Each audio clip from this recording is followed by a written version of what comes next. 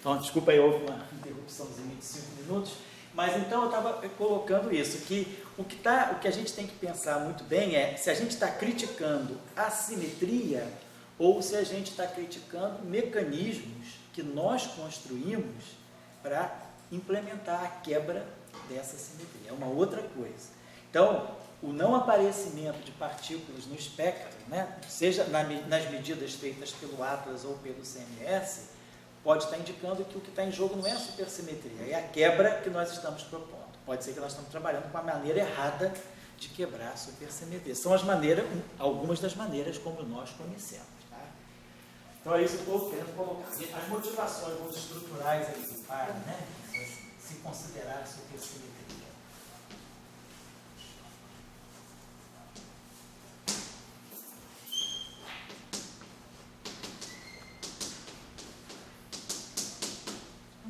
Vamos a uma motivação bem simples, né? Que é uma motivação muito ligada às teorias de Young-Miller, né? Vamos dizer assim,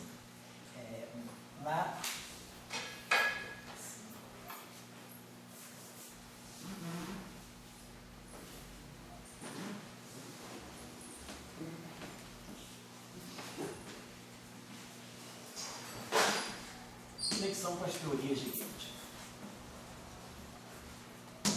O que nós sabemos? Né? Nós sabemos que, quando nós queremos descrever partículas relativísticas, né, com um certo número de graus de liberdade, muitas vezes a gente tem que conectar alguma simetria com a dinâmica de um certo tipo de partícula. Nós sabemos, por exemplo, isso em conexão com a relatividade especial. Estamos falando aqui, o nosso mundo aqui é um mundo dominado pela relatividade especial. Então, a relatividade especial ela é descrita pelo grupo de Lorentz, e o grupo de Lorentz tem as suas representações irredutíveis, né, caracterizadas por dois números quânticos aí, semi-inteiros, né, ou inteiros ou semi-inteiros, JK. E aí a gente sabe que, se nós estamos falando de partículas escalares, partículas que têm spin zero, ou partículas que têm spin meio, a gente pode descrever a dinâmica dessas partículas sem nenhum recurso, sem recurso à simetria de calibre, de gauge. Claro, eu posso ter partículas carregadas que vão sofrer a ação de uma simetria de gauge, mas como uma representação de campo de matéria, não como uma representação de um campo que induz uma simetria que ele mesmo tem que ter. Que é o que acontece, por exemplo, com o spin 1. No caso do spin 1, a gente tem a chamada simetria de Young-Mills. Então, as teorias de Young-Mills, né, a simetria de Young-Mills é uma simetria necessária para a gente dar sentido à propagação de uma partícula de spin 1, no mundo da relatividade especial. Porque, do ponto de vista relativístico, uma partícula de spin 1, a relatividade mistura ela com uma partícula de spin zero. E eu preciso eliminar a partícula de spin zero. Então, eu preciso de uma simetria que vá me retirar daquela representação do grupo de Lorentz o tipo de partícula que eu quero. Então, isso começa a acontecer a partir do spin 1. Para o spin 2, né, a gente tem a mesma coisa, que é o que acontece com a relatividade geral. Aqui a gente está ligado à relatividade geral. Então, a gente precisa de uma simetria, que é a chamada simetria de diffeomorfismo.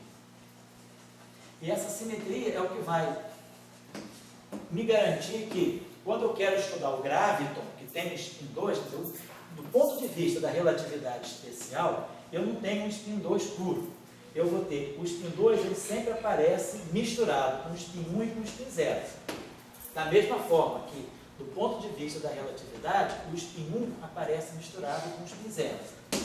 A simetria de Young-Mills, ela serve para eu desvincular esse spin, desamarrar esse spin e fazer uma física que tenha 100% spin 1. No caso da gravitação, eu preciso eliminar esses módulos espúrios e garantir que eu vou ter uma física 100% ligada ao spin 2, que é o caso do graviton. Então, o que a gente começa a entender do mundo da relatividade especial é que, à medida que nós vamos trabalhando com spins cada vez mais altos, a gente vai sendo obrigado a introduzir novas simetrias para que nós possamos garantir que aquilo que nós estamos estudando é realmente o spin 2 e não os demais spins que aparecem figurando, né, com multiplate junto com o spin que eu quero estudar. Por exemplo, se eu quisesse estudar spin 5 meios, né, eu estou já... Eu não vou pegar nem spin 5 meios, vou pegar spin 3. Deixar o spin sendo inteiro para depois. Se eu quiser estudar o spin 3 na relatividade, eu vou ter que lidar com o spin 2, com o spin 1 e com o spin 0. Eu não consigo ter um spin 3 puro. Então, nós vamos buscar uma simetria de gate que me elimine o spin 2, o spin 1 e o spin 0 e me garanta que eu possa descrever genuinamente um estado com o spin 3 e compatível com a relatividade especial. Muito bem, então as simetrias, elas vão aparecendo, né, as chamadas simetrias de gate, elas vão aparecendo para nós podermos podemos garantir que um spin de natureza mais alta, ele se desacopla dos spins de natureza mais baixa e eu consiga formular alguma descrição para aquele spin puro. Então essa é a ideia. Se nós agora olharmos para o setor dos fermiônicos, então nós já temos o spin meio, que é o campo de Dirac, o campo de Weyl, o campo de Majorana. Essa simetria era pura, quando tem relatividade especial, é tal que o spin meio ele é puro. Eu consigo ter uma formulação relativística para spin meio, onde eu só tenho spin meio. Então eu não preciso de nenhuma simetria para desacoplar spins indesejados. Não tem spins espúrios juntos com o spin meio. Mas se nós pegarmos o spin 3 meios, o spin 3 meios, ele naturalmente aparece ligado a spin meio. Então, se nós perguntarmos, é possível eu descrever uma física relativística para uma partícula que tenha massa de repouso zero e que tenha spin 3 meios? Então, essa é a pergunta que a gente se faz. Será que a relatividade restrita, ela me permite eu descrever um objeto com massa de repouso zero e com spin 3 meios? Então, se eu vou descrever o spin 3 meios, naturalmente o spin meio vai estar ligado. E aí eu preciso desligar esse spin meio para garantir que eu vou descrever o spin 3 meios. Então, isso é possível? É possível. Qual é a simetria, então? Então, para isso eu preciso de uma simetria de gate. Então, qual seria a simetria de gate?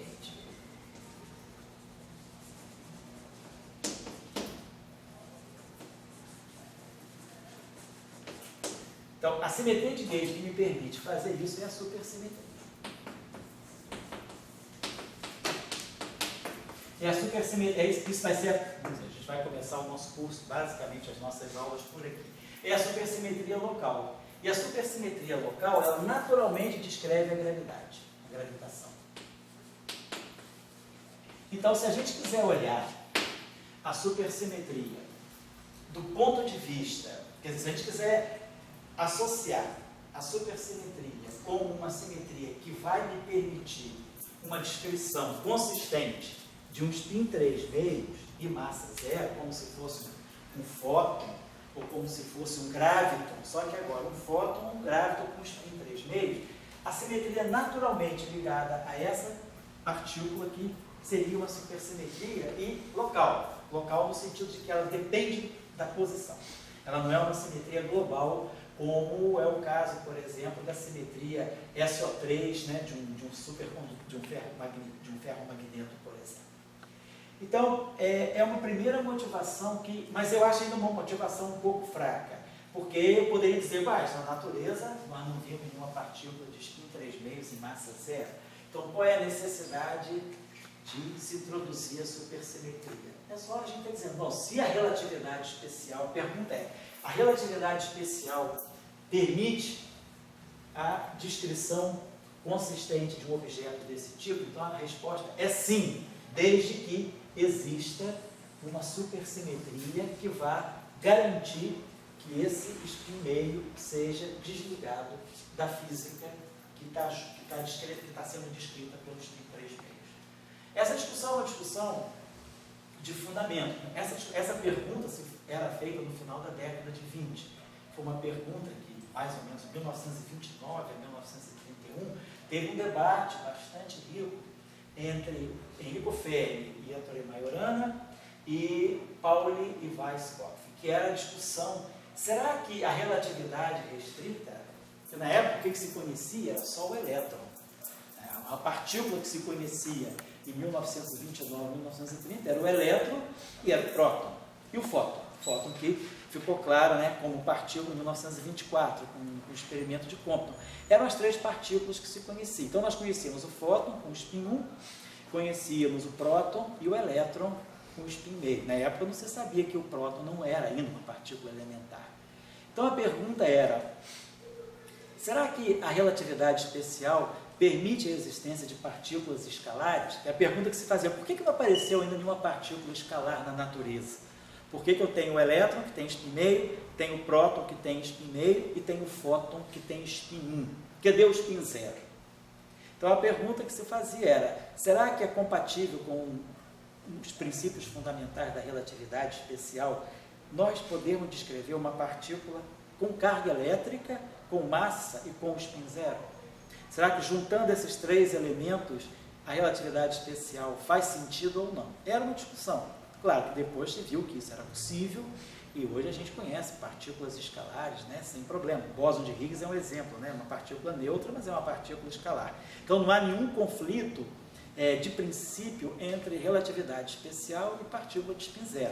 A pergunta que a gente estaria fazendo aqui era uma pergunta, vamos dizer assim, mais contemporânea, né? Já que nós conhecemos partícula de spin meio, de spin 0, de spin 1, a pergunta é, será que a relatividade especial ela é compatível com a existência de uma partícula elementar de spin 3,5?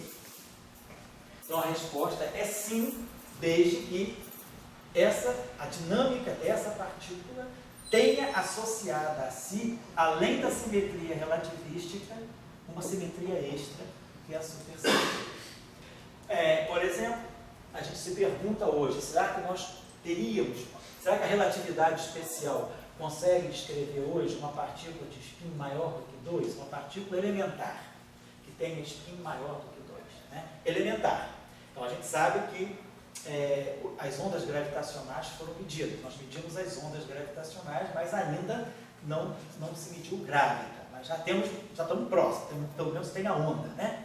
Não temos ainda o quanto nós temos a onda. A pergunta é, e se eu tiver uma partícula de spin 5 meios, ou uma partícula de spin 3, será que eu consigo compatibilizar uma descrição relativística para essa partícula? Hoje, o que nós entendemos é que nós não conseguimos descrever uma partícula que tenha spin maior do que 2 por meio da relatividade especial e de alguma simetria, tipo simetria de Gauge, a não ser que a partícula esteja livre. Então, nós ainda não conhecemos exemplos, né, em relatividade, teoria de campo relativística, não estou falando teoria de cordas, mas para teoria de campo de partícula, nós não conhecemos ainda nenhum exemplo de uma teoria de campo que seja consistente e que descreva partícula de spin maior do que 2 em interação. Então, essa é uma limitação. Então, a pergunta cabia nesse contexto aqui, anos 70, saber, e é possível a gente descrever uma partícula de spin 3,5? Porque a pergunta era uma pergunta, vamos dizer, a gente tem que olhar a coisa dentro de uma, não podemos fazer uma análise anacrônica, a gente tem que se colocar naquele tempo. Havia um problema sério na literatura naquele tempo, na década de 70, que era como seria o eletromagnetismo, ondas eletromagnéticas geradas por objetos carregados de spin 3,5.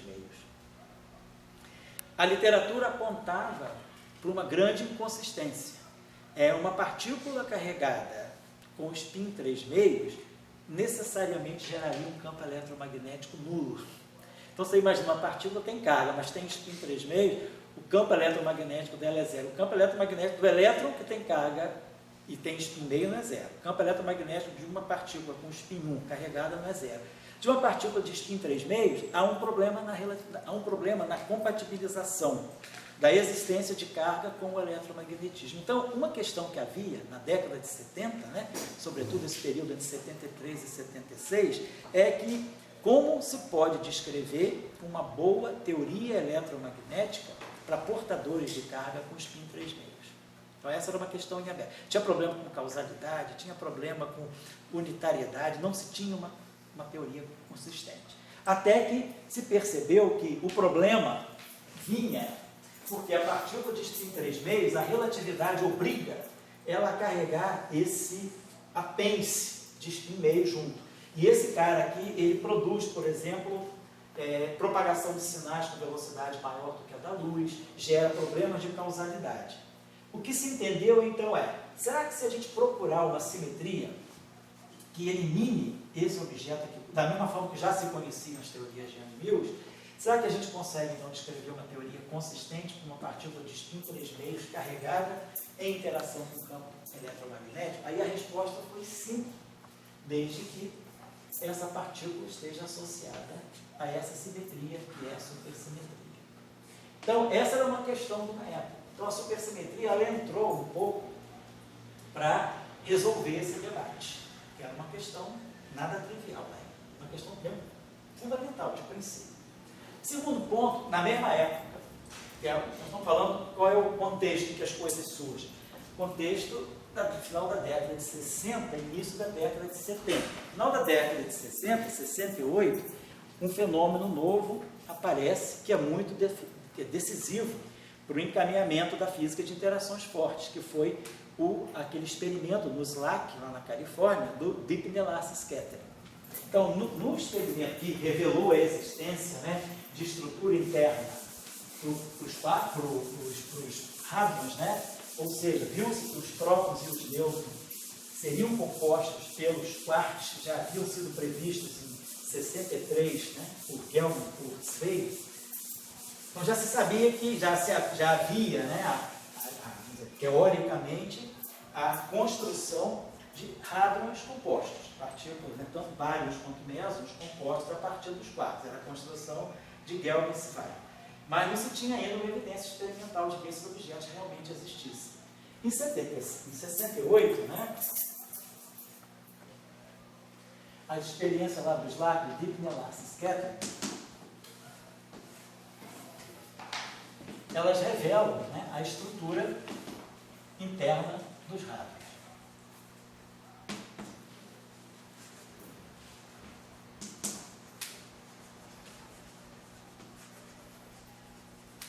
Então, os quarks aparecem. Uma evidência indireta aí dos quarks.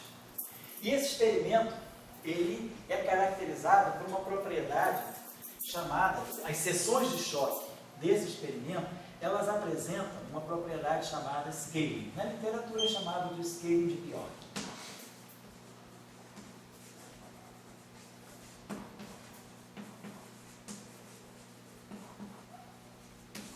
Então, Deep Inelastic Scattering são espalhamentos inelásticos de altíssimas energias.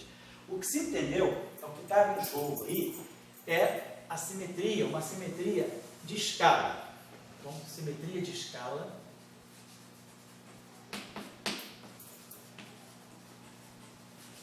em ação, entra em ação, assim, passa a vigorar.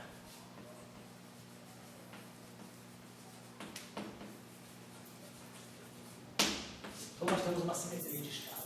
Faz sentido, porque se eu estou trabalhando numa região de energias que são muito altas, isso significa que as energias são muito maiores do que as massas das partículas envolvidas, Quer dizer, a gente está pensando numa coisa relativística, A energia é mc2 gama.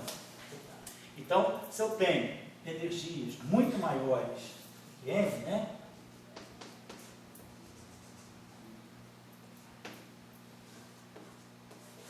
Então, se eu tenho energias muito altas, muito maiores do que a massa de repouso, então eu estou no limite em que gama é muito maior do que 1.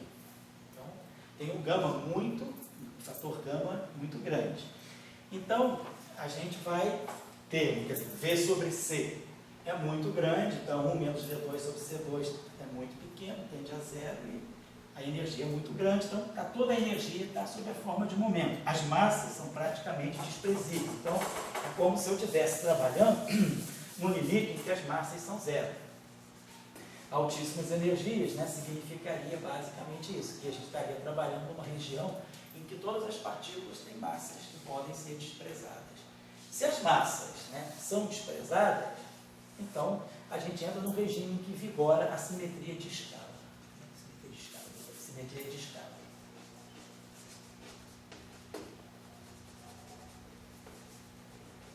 É uma boa simetria. Então, essa é uma região já acessível. Estão trabalhando com energias muito altas e as seções de choque, os espalhamentos já começam a mostrar essa simetria de escala. E ela vai aparecer, porque na verdade ninguém sabia que os Hadrons nessa época eram compostos. Então, depois é que se viu que tudo isso acontecia, porque na verdade o espalhamento não era o espalhamento do próton, quer dizer, se jogava elétrons, era o espalhamento de Velasquez Kepler, eram alvos de prótons ou de nêutrons e se jogava elétrons altamente energéticos. Então o que se entendeu é que não era o próton nem o nêutron que estavam espalhando os elétrons, mas sim os quarks lá no interior.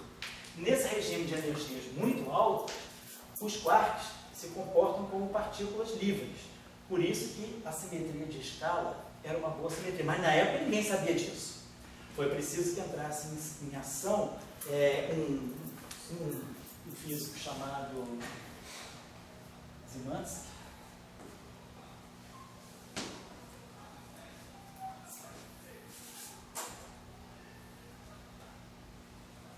Então, Szymanski mostrou que o scaling que estava acontecendo era compatível com uma propriedade chamada liberdade assintótica, que é partículas em regiões de distância muito pequenas, as partículas se comportam como se fossem livres, né? É o caso do quark. Quanto mais próximos os quarks estão, menos eles interagem. Então, isso tudo que estava por trás de tudo isso, dessa simetria de escala que estava sendo observada nos dados experimentais, eram os quarks que eram, na verdade, os quarks que estavam espalhando os elétrons, não eram os prótons nem os nêutrons, e essa propriedade aqui de liberdade assintótica, ela era um reflexo dessa simetria de escala. Então, nós estamos numa região em que entra em ação uma simetria mais ampla, que é a chamada simetria conforme. E aí que entra em ação, vamos ver, aí que entra a estrutura de causalidade do espaço-tempo. O que é a simetria conforme? Nós todos sabemos que quando a gente vai escrever o elemento de linha, quer dizer, as medidas de relatividade especial, elas são feitas, né, a partir de uma métrica, que é uma métrica chamada métrica de Minkowski, uma métrica que tem a parte temporal com uma assinatura e a parte espacial com outra assinatura. O nosso elemento de linha é o C2DT2 menos a parte espacial. A pergunta que se faz, a gente sabe o seguinte: o que é a simetria de Lorentz? O que é a simetria relativística? Né? Então a gente sabe que a simetria de Lorentz, a simetria relativística, né? Lorentz, né? Que é a relatividade especial, é a simetria que deixa invariante esse elemento de linha. A gente sabe que essa métrica define em cada ponto do espaço-tempo uma estrutura de cones de luz, onde nós temos aqui os eventos que são causalmente relacionados, as chamadas regiões tipo-tempo, e aqui as regiões tipo-espaço, que são as regiões onde nós temos DS2 negativo, DS2 positivo, e temos aqui o cone de luz, que é justamente onde nós temos o DS2 igual a zero. É a região do espaço-tempo onde se propaga a radiação eletromagnética, né? Então, a métrica do espaço de Minkowski, ela define essa estrutura de cones de luz. O que é o grupo de Lorentz? O grupo de Lorentz é o grupo que deixa invariante esse DS2. Numa transformação de Lorentz, nós transformamos os elementos, as coordenadas, de tal maneira que o DS2, o elemento de linha não muda. Então, a invariância do elemento de linha. Então, essa é a simetria de Lorentz. Em seguida, essa simetria foi estendida para a simetria de Poincaré. A simetria de Poincaré é a simetria que diz que os elementos, os intervalos, né, também são preservados. Se eu pegar dois vetores do espaço, né, o vetor x e o vetor y, então isso aqui é invariante. Os intervalos espaço-temporais são preservados. É a simetria de Poincaré. Então, o grupo de Lorentz tem 6 elementos, é um grupo com 6 parâmetros. O grupo de Poincaré tem 4 parâmetros, né, porque são as transformações tipo translações. Então, sob essa transformação aqui, esse objeto fica invariante, que é a diferença. Então, os épsilons se cancelam. Depois, isso aqui vale para qualquer DS2. Mas se nós nos particularizarmos no DS2 igual a zero, o que DS2 igual a zero garante? É o lugar, o lugar geométrico do espaço-tempo onde se propagam as partículas de massa zero. DS2 igual a zero significa que massa de repouso da partícula é zero. A partícula que se propaga que não é um fóton, se propaga em cima do cone de luz. Então, se nós estamos trabalhando agora numa região onde as energias são muito altas, a gente está desprezando o efeito das massas, a gente está basicamente trabalhando em cima do cone de luz. E aí a pergunta é, será que são só essas duas transformações que deixam essa estrutura invariante? A gente vê que não. Eu posso fazer as chamadas transformações de dilatação. As transformações de dilatação são transformações que dilatam a coordenada espaço-temporal. Vai multiplicar isso aqui por um parâmetro lambda x. E se esse lambda for maior do que 1, eu tenho uma dilatação. Se o lambda estiver entre 0 e 1, eu estou contraindo. Quer dizer, eu estou fazendo uma contração ou uma dilatação da coordenada. Claro que se essa é a transformação do x, o ds em 1 quadrado vai ser lambda 2 ds2. Claro que o elemento de linha não é invariante, porque ele escalou, ele mudou. ds' é diferente de ds. Mas se ds2 é zero, ds' ao quadrado é zero. Então as transformações de dilatação, elas preservam o cone de luz. Porque ds2 igual a zero é elevado a ds' ao quadrado igual a zero. Então essa é a transformação de dilatação, ela tem um único parâmetro. Tem dimensão 1. Então eu tenho 6 e 4 ds em 11. Isso aí se chama o grupo de Weyl. O grupo de Weyl é o grupo de transformações, né? Quer dizer, Weyl. Esse chamado grupo de Weyl, ele é um grupo de transformações que envolve as transformações de Lorentz, vamos dizer assim, Lorentz, que são os bustos e as rotações, Poincaré, ou translações, né? Quer dizer, Lorentz mais translações formam Poincaré, e dilatação. Então, esses dois aqui formam Poincaré. Mas aí a pergunta que se fez é, será que eu paro aí? Ou será que eu posso? Qual é o conjunto de transformações? Isso eu vou mostrar na aula que vem. Isso eu estou só adiantando como motivação. Pergunta é, qual é o conjunto de transformações mais amplo que eu posso fazer que deixa invariante a estrutura de cone de luz do espaço-tempo? Os cones de luz do espaço-tempo são caracterizados por ds2 igual a zero. Então a pergunta que a gente se faz é, que transformações de coordenadas nós podemos fazer de tal maneira que x'mi vá no x'mi, que é a função de x. Claro, as transformações dependem da coordenada. A transformação de Lorentz infinitesimal é delta x'mi igual a ômega mi x'ni. Quer dizer, as transformações de Lorentz são lineares nas coordenadas. A dilatação é linear. A transformação de Poincaré é independente, ela é constante, é epsilon. Mas a pergunta geral é, será que eu posso fazer transformações gerais que me deixam invariante o elemento de linha? Ou seja, será que eu teria um ds' ao quadrado, que é eta mi de x'mi de x'mi. Quero que isso aqui seja, se ds2, eu quero isso aqui, se ds2, que é igual a eta mi dxmi é igual a zero, então a pergunta é, que transformação que eu posso fazer para que isso aqui também seja zero?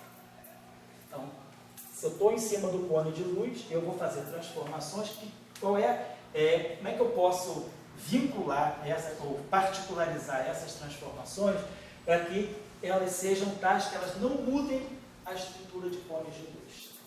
Então, isso é feito, isso é conhecido, é isso que se chama o grupo conforme. E aí a gente descobre que existe um quarto conjunto de transformações, além de Lorentz, de translações e dilatações.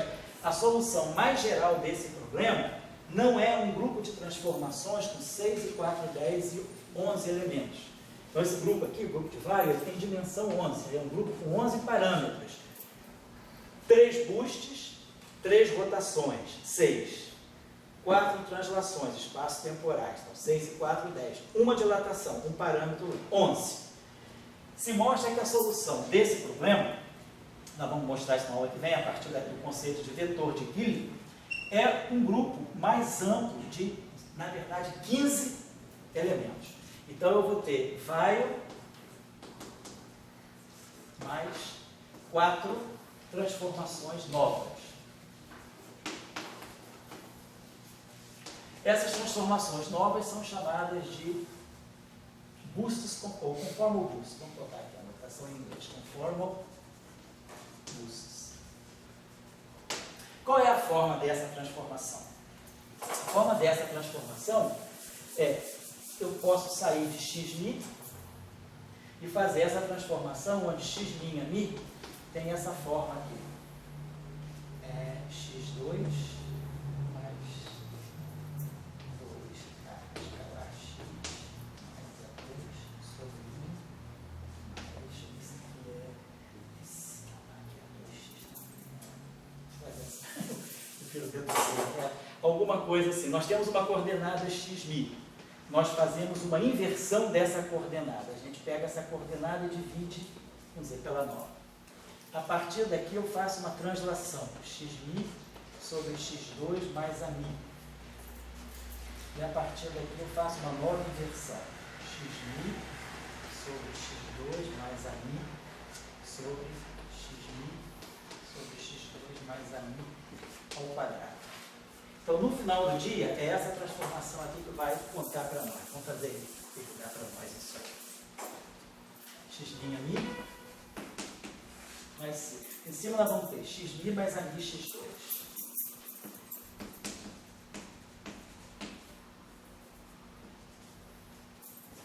X'mi mais a mi x2 sobre x2. Fazendo isso aqui. E aqui embaixo eu vou ter x2 sobre x4. Vai ficar 1 sobre x2 mais 2 a mi xmi sobre x2, 2a escalar x sobre x2 e mais a 2. Então eu posso cancelar esse aqui, com esse aqui, com esse aqui, boto esse x2 aqui. Então no final do dia, a gente tem isso aqui. Essa é a chamado busto conforme. Se eu fizer uma transformação desse tipo, xmi igual a xmi mais a mi x2, então, alguma coisa não linear, sobre 1 mais 2ax mais a 2x2. Essa transformação aqui é tal que, se ds2 é igual a 0, então ds' ao quadrado também é 0. ds' ao quadrado não é igual a ds2, mas se um é 0, o outro é 0. Então, isso é chamado um busto conforme. Então, essas transformações, então a gente tem Lorentz, Poincaré, Lorentz com translações, Poincaré, mais dilatação, mais essas transformações. Então, esse conjunto se chama grupo conforme, que na notação aí de Cartan e das álgebras de Lie é o grupo SO24. Esse grupo SO24 é um grupo com 15 parâmetros reais.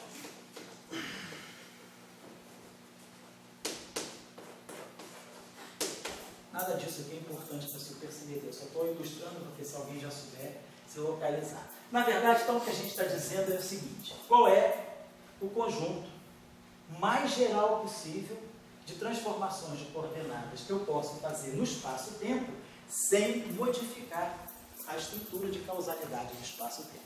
Essa é uma pergunta legítima. É uma pergunta que transcende a matemática, uma pergunta de natureza física. Quero saber, em física, normalmente, como é que a gente estuda os grupos, né, associados às simetrias do espaço-tempo, que são chamados grupos de isometria. Nós estudamos os grupos que deixam a métrica invariante, porque a métrica significa medição. Então, se eu tenho uma métrica, eu consigo calcular distâncias, consigo calcular módulos de vetores, consigo calcular ângulos, então eu consigo calcular energia. Energia é isso, energia é métrica, energia é um meio de mv2. Energia é energia potencial, é 1 sobre x, ou 1 sobre r, ou r2. Então a energia, ela depende sempre de grandezas que são medidas de vetores, né? Ou são ângulos entre vetores.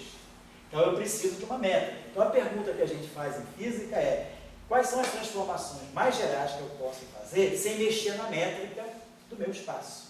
Que deixem isso tem uma consequência física. Então, isso para nós dá o que a gente chama de tensores, dá para nós grandezas escalares, vetoriais, tensoriais e assim vai. A outra pergunta é: se eu estou no espaço e me encosto, estou falando de relatividade especial, eu tenho um conceito fundamental que é a métrica, que vai me definir o que se propaga com velocidade maior, igual ou menor do que a da luz. Então, a minha métrica é associada a essa estrutura de cones de luz. Dado esse ponto aqui, eu posso procurar no espaço-tempo todos os pontos que são causalmente relacionados com ele. Então, nesse cone de luz interno, ou nessa região tipo tempo, ou descausalmente conexo, região tipo espaço, ou então no próprio cone de luz. Quer dizer, partículas que se propagam com a velocidade igual a da luz se propagam no cone de luz. Então eu estou me perguntando qual é o grupo mais geral de transformações que preserva isso aqui. Beleza, então o que está em jogo é a causalidade associada ao espaço de Minkowski, associada à estrutura de cones de luz. E aí, o que isso tem a ver com supersimetria? O que a gente então consegue mostrar é que, na verdade, todas essas 15 transformações do grupo conforme, vamos dizer os 15, né? Vou botar as 15 transformações independentes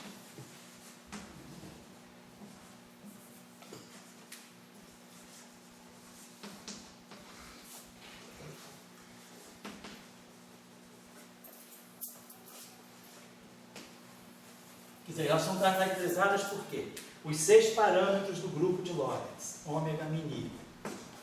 Os 4 parâmetros da rotação, das translações, epsilon mi. O parâmetro da dilatação. E os parâmetros da transformação conforme. Então, eu tenho 15 parâmetros independentes que podem gerar 15 transformações independentes. Então, o que a gente mostra é que essas 15 transformações desse grupo aqui podem todas ser construídas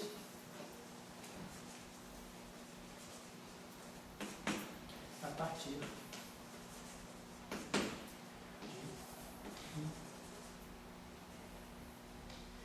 de Spinor do espaço-tempo.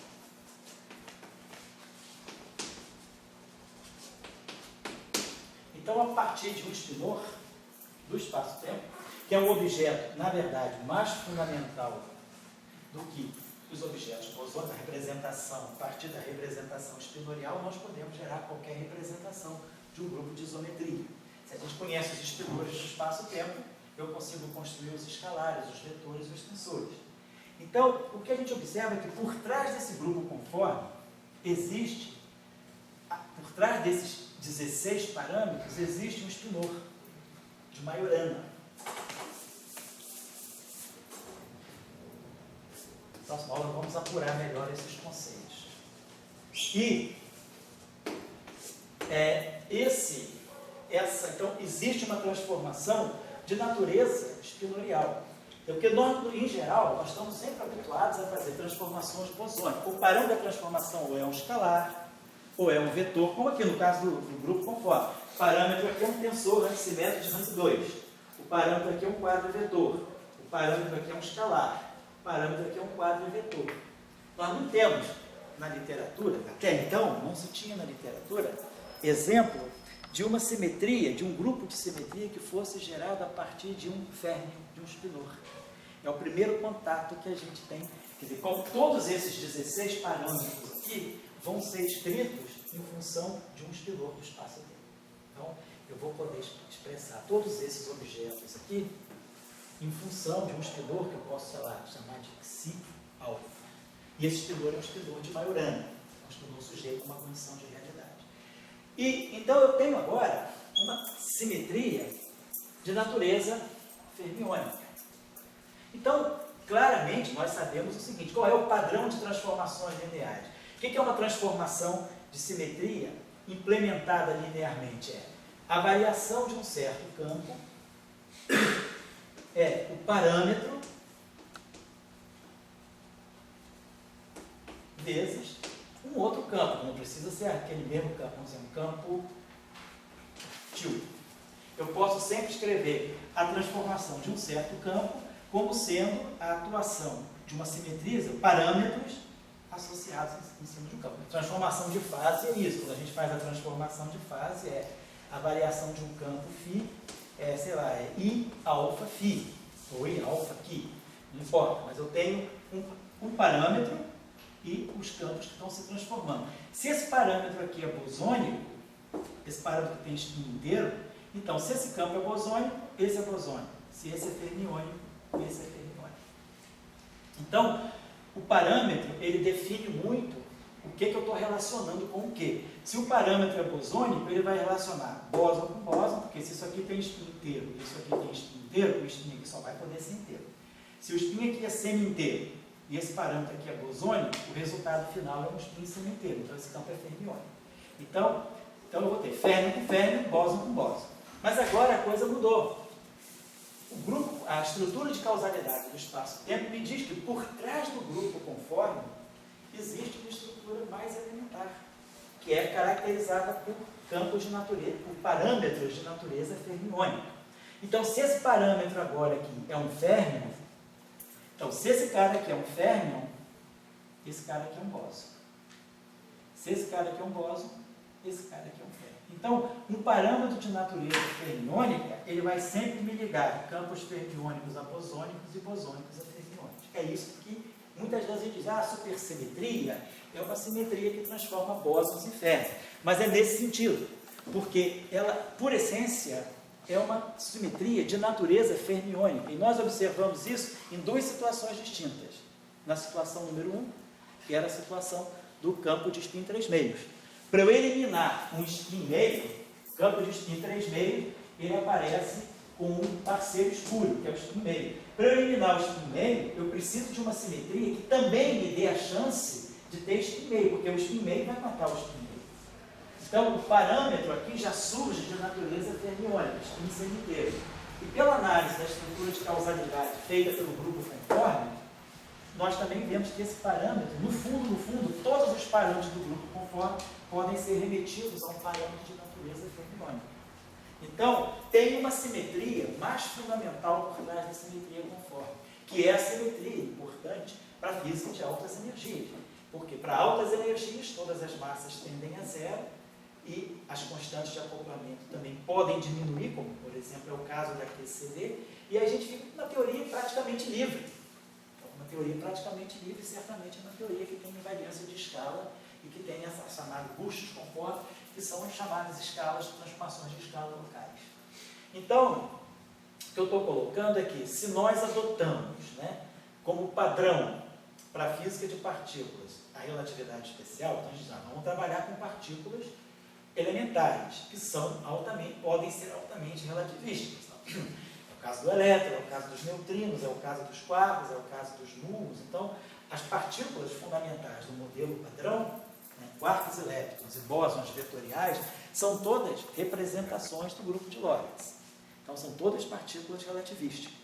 São campos relativísticos. E aí, se eu sei que por trás do espaço de Minkowski eu tenho uma estrutura mais fundamental, que está por trás da estrutura de cones de luz, que é um grupo de transformação, uma simetria ligada a parâmetros fermiônicos, então eu vou começar a olhar essa simetria como sendo realmente a simetria mais fundamental do meu espaço de Minkowski. Ela é mais fundamental do que o próprio grupo conforme. E é essa simetria que é a supersimetria. Então, o que a gente pode dizer é o seguinte: mesmo que eu não esteja interessado em falar de partículas supersimétricas, do momento que eu falo de cone de luz no espaço-tempo, tem uma estrutura supersimétrica por trás.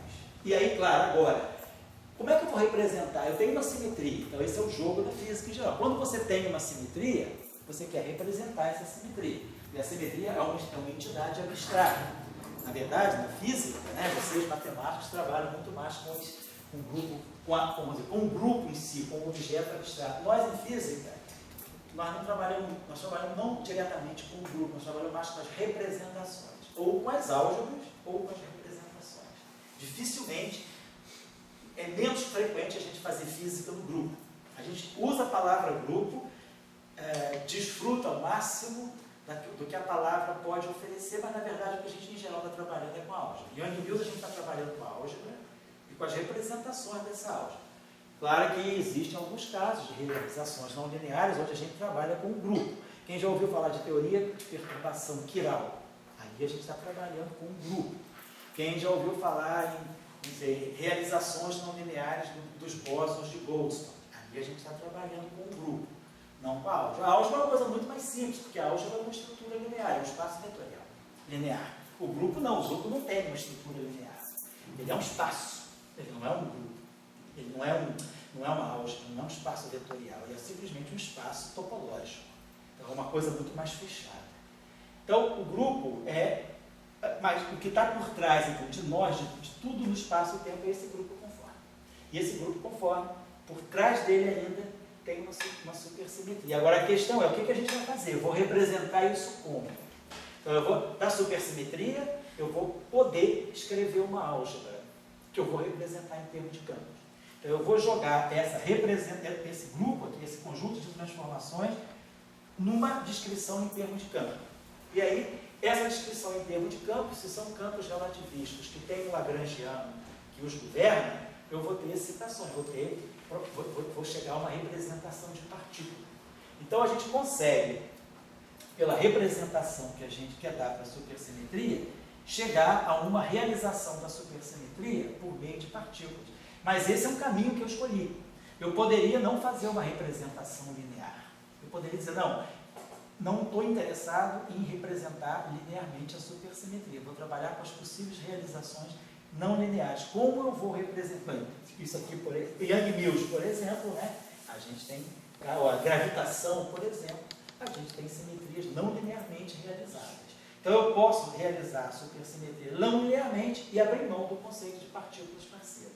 Então, o que eu quero chamar a atenção é que o que está em jogo não é a supersimetria. A supersimetria está aí, está na estrutura de causalidade do espaço-tempo. Agora, o que eu vou fazer com essa supersimetria e como eu vou trazer essa supersimetria para uma realização concreta?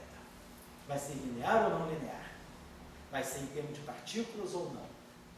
É isso que está em jogo. E qual é o mecanismo depois que eu vou implementar para dizer por que essa simetria não está aparecendo no nosso mundo de baixas energias?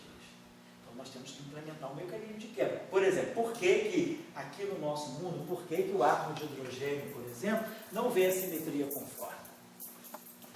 A simetria conforme está lá no limite de altas energias. Por que no átomo de hidrogênio não vou? Porque essa simetria, no nível de energia do átomo de hidrogênio, que é na faixa dos elétrons-volts, essa simetria é quebrada. Como é que ela é violada? Qual é o mecanismo de violação?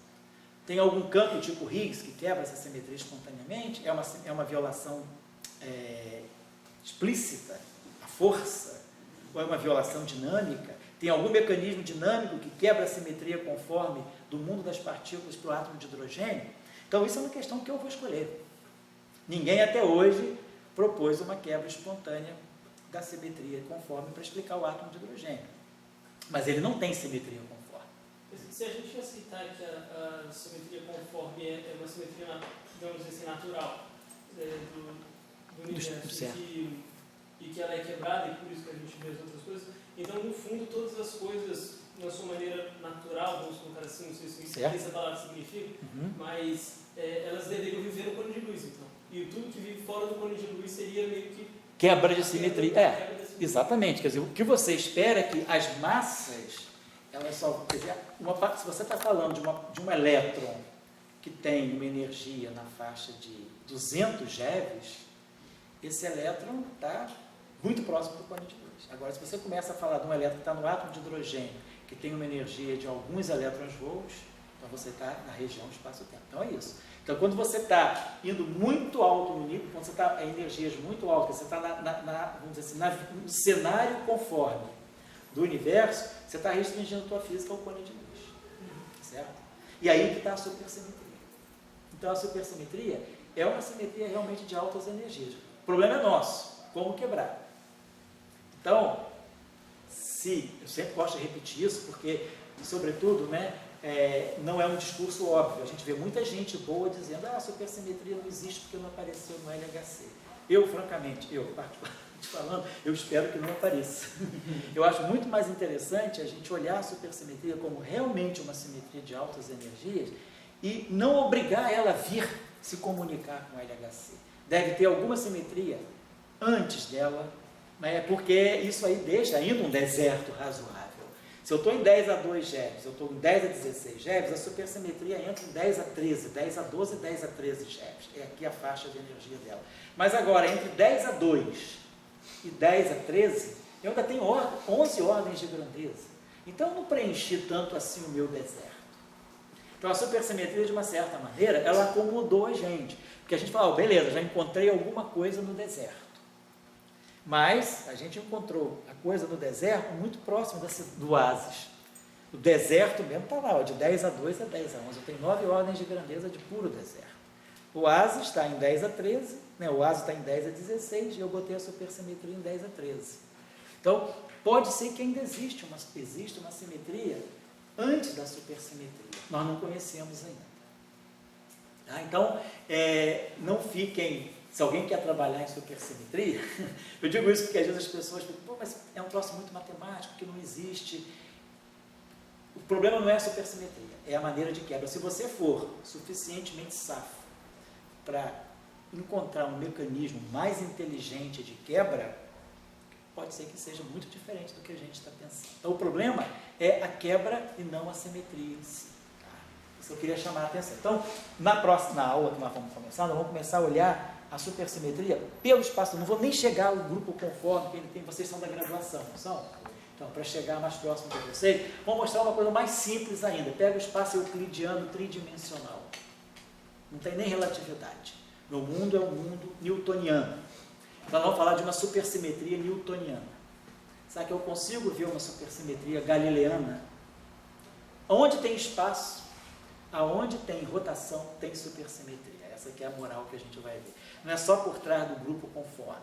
O grupo conforme é porque a gente está lidando sempre com teorias relativísticas, mas se a gente está falando de um grupo de rotação SON, a gente vai poder sempre perceber que por trás dos grupos bosônicos tem sempre uma supersimetria também. Então, mais ou menos as motivações são essas.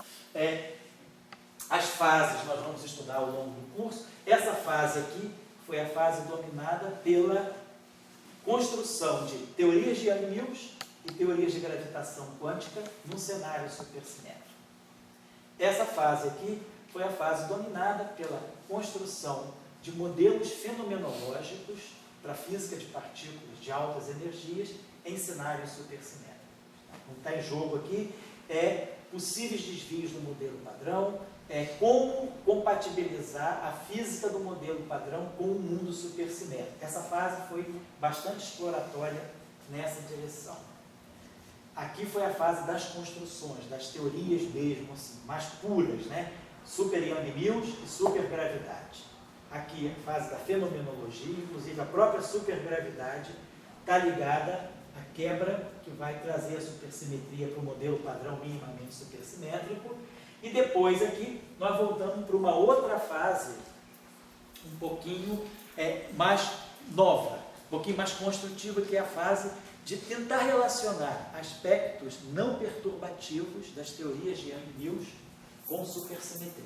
Então, um problema, né, e vocês que são da UERJ, que são onde se trabalha bastante aspectos de confinamento, lá no grupo da física teórica do professor Sorella, né, onde se estuda bastante confinamento, a questão do confinamento recebeu uma luz muito grande a partir da descoberta dessas chamadas transformações de dualidade nas teorias de Yang-Mills supersimétricas, e essa fase é chamada de fase de Seiberg-Witten, porque foi o trabalho pioneiro do Seiberg e do Witten que identificaram uma nova maneira de ver a simetria no setor não perturbativo das teorias de Young-Mills. O setor de instantões, o setor de monopolos, então o setor que não é o setor perturbativo, o setor que é o setor que pode levar a fenômenos que podem estar por trás do confinamento. Professor, você citou agora o grupo do Sorella, eu lembrei que uma pessoa do grupo dele veio falar sobre simetria BRST. Isso. Ela também é uma simetria fermiônica, né? Você pode descobrir, não, o seguinte, o BRST é uma simetria, ela não é fermiônica, o parâmetro dela é um parâmetro bosônico, mas o parâmetro é anticomutativo. Então é uma simetria baseada num parâmetro que é um número de Grassmann, mas o parâmetro não é espinorial. Ele não mistura bóson com férmio. Mas por trás dessas simetrias de BRST se descobriu também que tem o que se chama na literatura uma supersimetria vetorial. Tem uma espécie de uma transformação de supersimetria ligada a esse mecanismo de quantização de BRST. Bom, e aí nessa fase atual, hoje em dia, né, o que a gente espera, vocês que são da geração de agora, o que você pode levar, né, vamos dizer assim, o que você pode levar de um curso como esse, né? Você pode levar, por exemplo, aproveitar esse curso para aplicar, por exemplo, na matéria condensada. Quem for querer estudar, tem uma série de trabalhos interessantes, eu vou trazer as referências para vocês, sobre efeitos não efeitos, mas o aparecimento, a emergência de supersimetria em alguns sistemas interessantes de matéria condensada, ligados ao grafeno, ligados aos supercondutores. Então, é uma outra maneira. E também, para quem está fazendo física de partículas, né, uma outra maneira de ligar a supersimetria com alguma coisa atual é a física do LHC.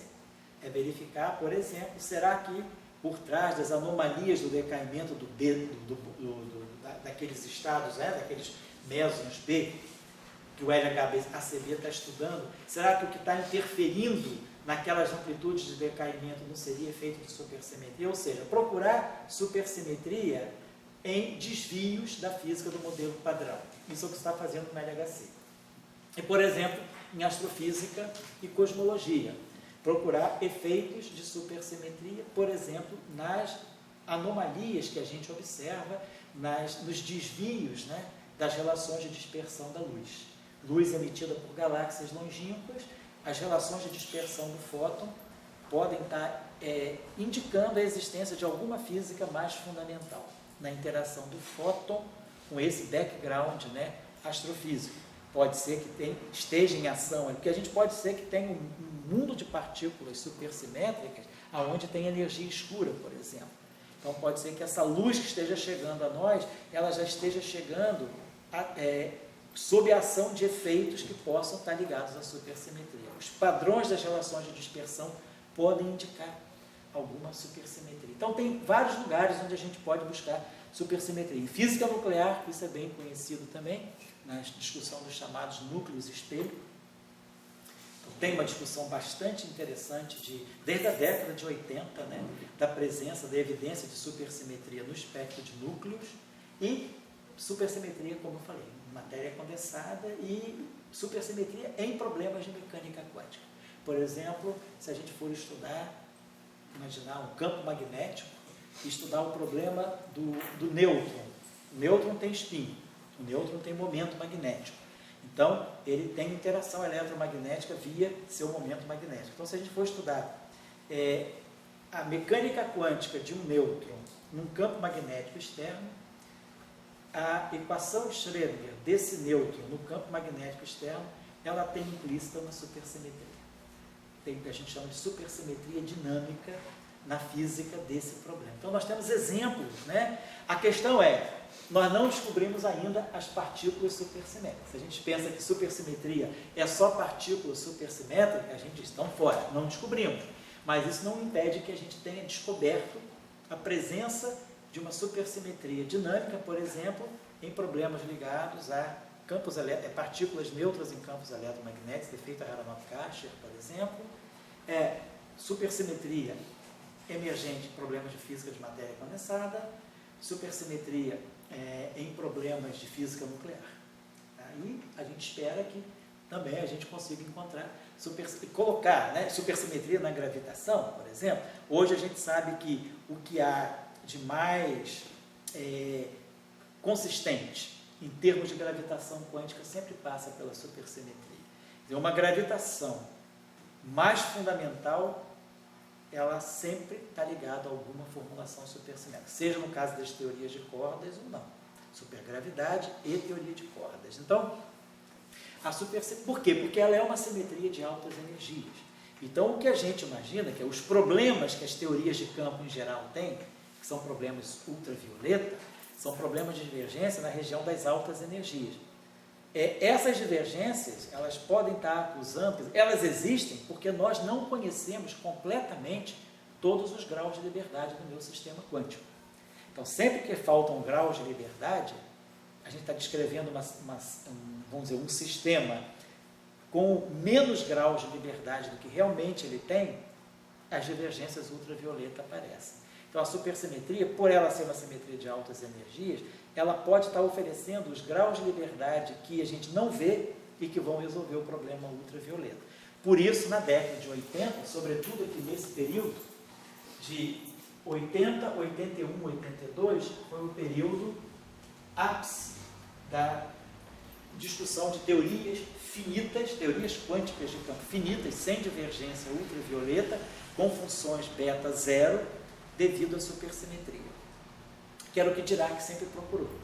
Dirac morreu em 84, a última visita dele ao ICTP, o que ficou mais assim, evidente e mais interessante para ele foi que nesse workshop de 82 foram apresentados os exemplos mais interessantes que se tinha construído na época de teorias de Yang-Mills supersimétricas, completamente finitas, sem a necessidade de uma única renormalização sequer. Então isso foi um problema, foi uma questão que mostrou que realmente a supersimetria pode ser muito interessante para nós compreendermos a estrutura ultravioleta das teorias quânticas de campos no espaço de Minkowski. Então, mais ou menos, eu fecharia. Claro que agora tem muitas outras motivações que a gente ao longo do curso vai falar, mas eu prefiro falar delas mais perifericamente, porque senão a gente está sempre relacionado a supersimetria com unificação, supersimetria com gravitação quântica. Eu prefiro colocar a supersimetria em conexão com a própria estrutura geométrica do espaço-tempo, que aí fica uma coisa bem marcada. O resto é efeito especial, mas o roteiro é esse, né? Vamos dizer assim, o enredo da história é esse. O resto é personagem que eu crio, quebra daqui, quebra dali, aí tem o Rafferty, tem Fayet-Heliopoulos, tem quebra dinâmica, aí você pode criar os personagens que você quer, mas a história é essa, a história é uma simetria que está presente no espaço-tempo. E no mundo relativístico, ela se localiza no cone de Lewis, certo? Eu vou deixar só umas referências de livro aqui, para quem quiser estudar uma literatura. Eu não sigo livro nenhum, a gente vai seguindo o curso aqui, mas isso não impede, claro.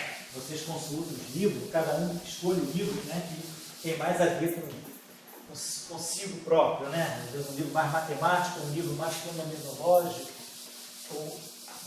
Então, um livro assim, que eu considero o livro que tem uma discussão assim, é um livro, não é introdutório, mas é um livro assim, que à medida que você vai ganhando conhecimento no assunto, é o melhor, é o livro mais completo a ser consultado, é 1001 Lessons on Supersymmetry.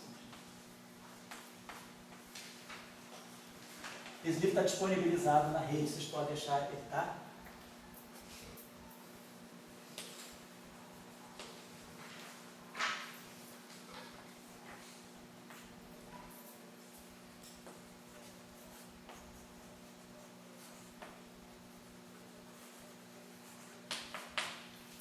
Os autores são Gates, Grizzaro,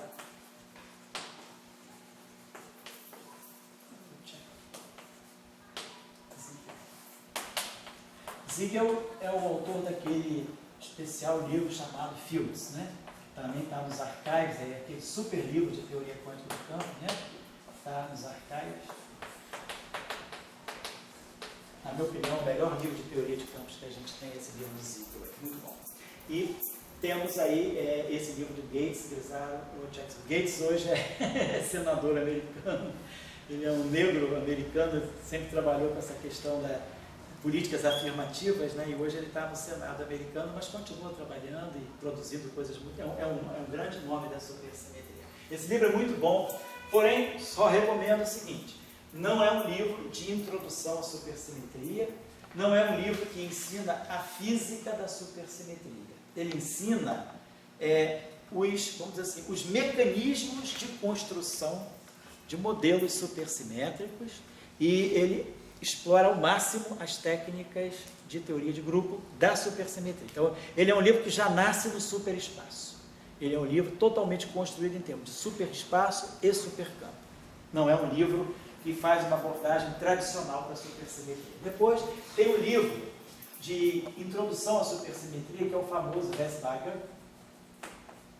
É o Julius Wess e o Jonathan Bagger. Bagger foi um estudante do curso do Wess, que tomou nota do livro e fez as notas de curso. Vocês podem botar lá, Supersymmetry, Wess-Bagger. Eu acho que é Introduction to Supersymmetry. Esse livro, qual é a desse livro? O que você pode esperar desse livro? Esse livro é um livro, vamos dizer assim, é quase que um Resnick Halliday da supersimetria. É um livro que te ensina aquele, sabe, manualzinho básico. Ele te dá tudo, não te faz pensar.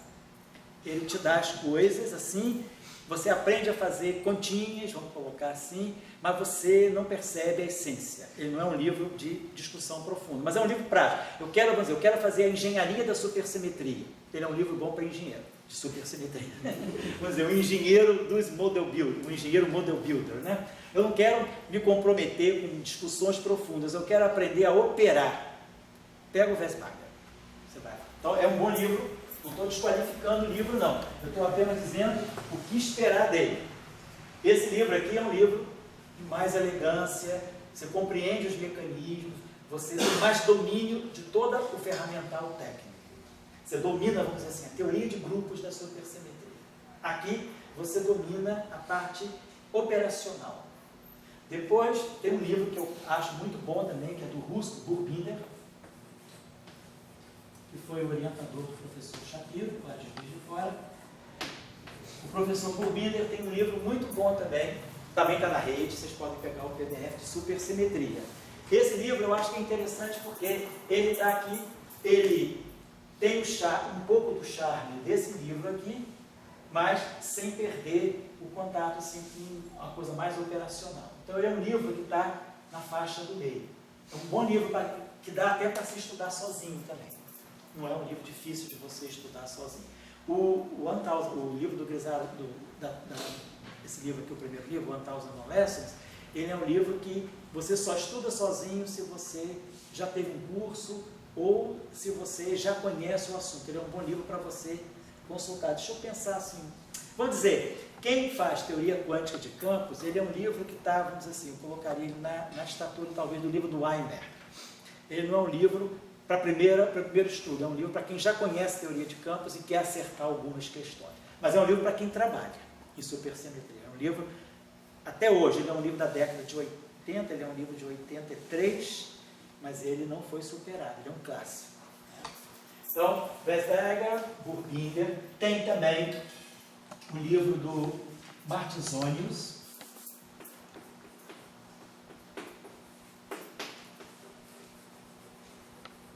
que é um alemão, o livro está em inglês, é um bom livro também.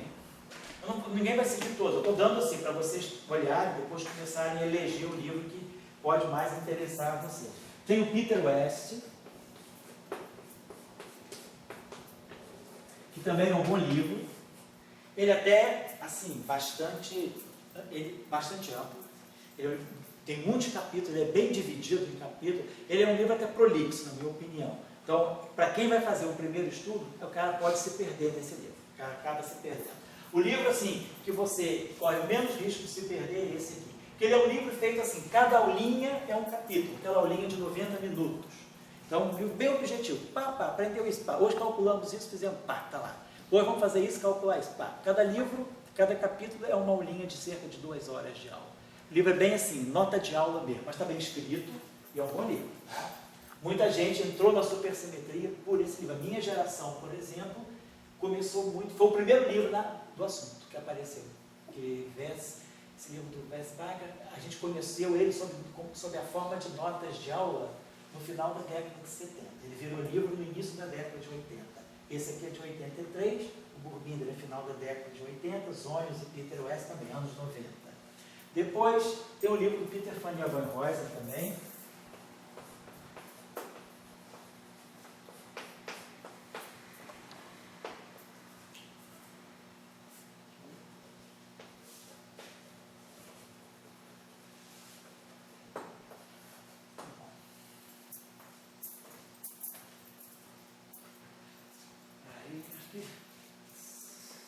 Tem um Fiscal Reports, que foi também muito popularizado no início da década de 80, que era o Ferrara e Aie Ferrara. É um Fiscal Report, que é um review, mas ele é assim, ele é um Fiscal Reports.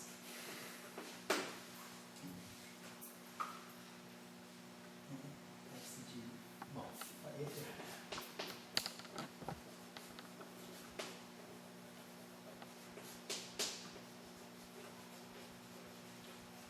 Ele é muito bom também. É um report, é um review da década, final da década de 70. Ele pega, vamos dizer assim, faz uma varredura dos 6 primeiros anos de supersimetria. Claro, a fenomenologia dele está fora de foco hoje.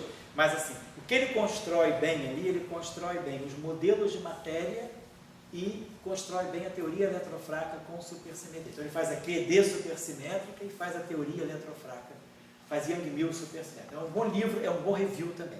Ele também é bom para estudar.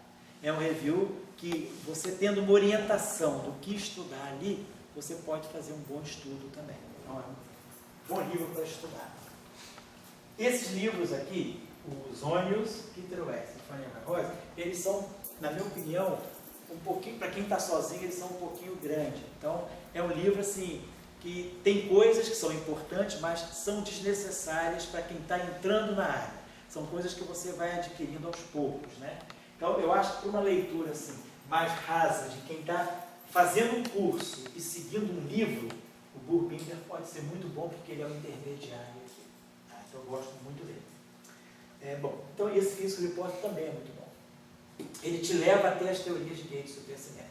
A parte de supergravidade dele não é boa, porque a parte de supergravidade dele foi completada por Peter van Nieuwenhuizen, não no livro, mas no Fiscal Report também. Tem um Fiscal Report de 1981, esse aqui é de 79, esse aqui é de 81. O Peter van Nieuwenhuizen também. Esse review aqui, o título é Supergravity. Então ele é um review só de supergravidade. Na minha opinião também é excessivamente grande, mas o Peter é o estilo dele.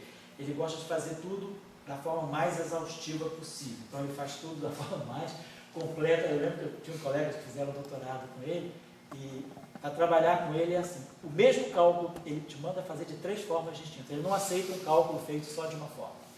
Todo cálculo, você só entrega um cálculo a ele depois que você fez de 3 formas distintas, e todas 3 deram a mesma resposta, obviamente, né? Mas ele é meio psíquico, né? Ele é meio neurótico nesse sentido, né? Ele é um cara muito preciso, então ele faz, tudo dele é muito excessivamente grande, é completo demais, cara, que você perde até o sentido do que você está fazendo. Então não é muito objetivo. Eu acho muito bom para consulta, mas não para estudo. Para consulta ele é ótimo. Estudar sistematicamente, eu ainda fico aqui nessa região, que o Burbinder é muito bom, Vesbarger também. Vesbarger dá uma introdução muito rasa, a supergravidade aqui é muito ruim, é pobre. Sabe aquela coisa assim, nas 2 últimas aulas o cara dá por dizer que deu, só é burocrático. A parte inicial, o Burbinder não, ele é um livro, o Burbinder eu conheço, já deu curso aqui pra gente, inclusive, ele é um cara assim, excelente professor, e as aulas dele são boas. O livro dele reflete o que é ele como professor. Então é um livro muito bom. Está na rede, vocês podem pegar também.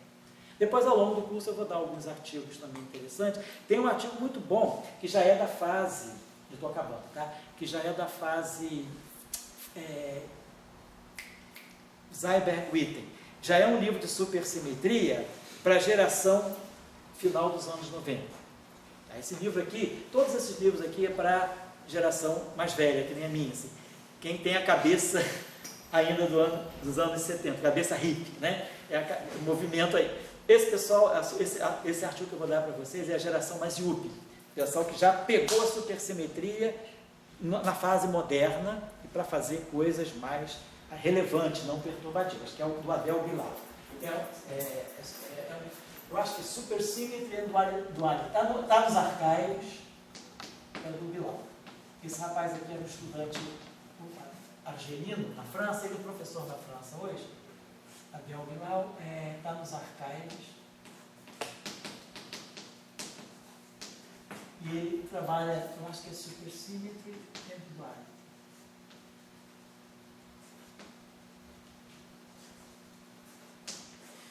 Ele já vai para uma supersimetria. Eu acho muito bom esse artigo. Foi um mini curso que ele deu lá em Trieste, né? E é muito bom porque ele já te coloca assim vamos dizer assim, na corrente do Seiberg-Witten. Ele já te dá uma supersimetria, ele consegue, vamos dizer assim, ele consegue fazer toda a primeira fase da supersimetria na parte inicial do artigo dele, que é um artigo de revisão, não é um artigo original, não é um trabalho de pesquisa, é um trabalho de revisão. Ele consegue condensar a primeira fase da supersimetria e já vai com ele consegue pegar os elementos essenciais e com esses elementos essenciais ele já te dá a parte que você precisa para atacar o Seiberg-Witten, que é a fase posterior da supersimetria. Então é um review muito bom. Tá? Ele tem 2 na rede.